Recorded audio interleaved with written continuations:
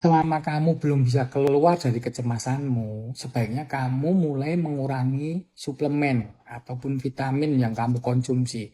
Jumlah suplemen yang kamu minum kan sampai 10 item tiap hari. Kamu minum suplemen begitu banyak karena kamu takut ada penyakit banyak macam-macam kan.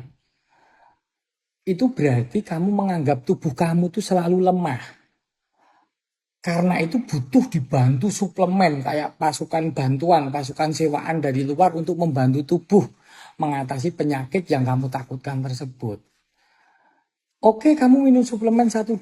Kamu sekarang minum 10 mulai bertahap kamu kurangin jadi 3, jadi 2, jadi 1. Bahkan kalau berani langsung ke 1. Sekarang kamu minum vitamin B kompleks karena kamu punya lambung. Sebenarnya dari data penelitian banyak sekali bahwa vitamin B kompleks itu tidak ada signifikansinya dengan sakit lambung. Nah itu efeknya efek placebo, efeknya efek secara sugesti bahwa setelah minum vitamin B kompleks kamu akan mencegah lambungmu kambuh. Nah apalagi kamu sebenarnya bisa mendapatkan vitamin B kompleks itu dari bayam kangkung, ati ayam, terus kemudian susu, telur, keju, ada mengandung vitamin B kompleks lengkap itu. Sedangkan kamu tiap hari udah minum. Dan sebenarnya kan kamu sebenarnya dasarnya tidak tahu bahwa kamu itu tidak kekurangan vitamin B kompleks. Kamu kan nggak pernah mengukur kadar vitamin B kompleks yang ada di dalam tubuhmu. Kadar vitamin D, kamu pernah ngukur. Oke, vitamin D memang ada asumsi bahwa bisa memperbaiki sistem kekebalan tubuh. Dan kamu udah ngukur selalu hasilnya di atas 50, normal kan kadar vitamin D-mu. Tapi kamu selalu suplementasi dengan vitamin D. Sedangkan vitamin D itu sebenarnya udah disediakan oleh tubuh kita. Tinggal kita berjemur asal mataharinya nggak terlalu panas. Terus lalu kamu konsumsi rutin glutathione, glutathione gitu. Itu sebuah antioksidan yang sebenarnya diproduksi di dalam tubuh kita.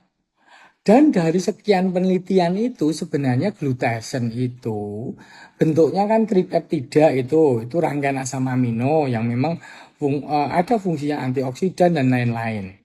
Tetapi ketika dikonsumsi secara oral, bentuk tripeptida tadi akan mudah sekali dipecah oleh protease enzim di dalam usus kita.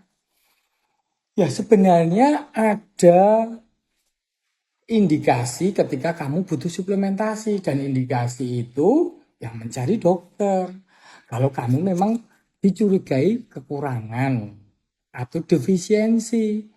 Sebagai contoh, vitamin D itu kan sebenarnya dulu itu tugas utamanya itu kan untuk penyerapan kalsium sama fosfor untuk kesehatan tulang, ya juga untuk otot.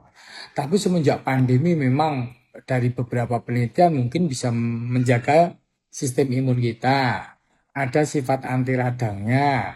Kemudian katanya bisa mencegah Alzheimer, mencegah depresi macam-macam, tetapi belum ada bukti klinis yang meyakinkan. Ya, terus misalnya kamu konsumsi dengan asumsi supaya kadar vitamin D di dalam tubuhmu terus terjaga baik. Sedangkan kamu cek kan normal. Nah, sedangkan sebenarnya kalau kamu mau konsumsi secara alamiah itu sebenarnya apel, pisang, jeruk, terus kemudian kedelai, kemudian susu, kemudian kuning telur. Itu mengandung bahan untuk vitamin D. Tetapi kan kamu lebih mudah untuk suplementasi dengan itu, vitamin D. Nah, bahkan ada beberapa penelitian yang masih memang kontradiksi ya, bahwa suplementasi vitamin D yang terlalu masif itu bisa menimbulkan potensi batu kalsium di ginjal. Walaupun memang penelitian itu masih belum jelas.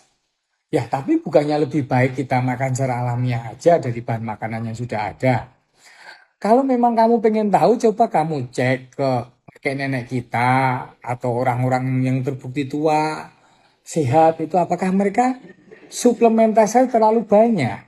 Bahkan kalau mau cek data ya, coba banyak penelitian yang menyelidiki daerah Blue Zone, 5 daerah di seluruh bumi ini yang penduduk sentenarian lebih dari umurnya 100 tahun, itu ada 5 lokasi, itu ada di Okinawa Jepang, Sardinia Italia, Loma Linda di Amerika, ada di Peru, sama satu lagi di mana ya lupa saya.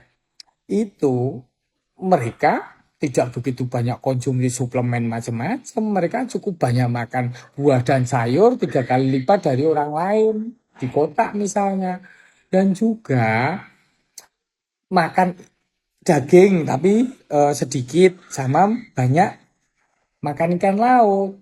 Kan ikan laut terbukti mengandung omega 3, bahkan juga misalnya ikan kod itu mengandung banyak lagi antioksidan dan lain-lain. Tetapi secara alamiah yang jadi masalah itu ketika kamu minum begitu banyak suplemen, itu kamu akan selalu merasa tubuhmu lemah. Dan itu akan kontraproduktif dengan program kamu yang pengen meredakan diri dari gangguan kecemasan.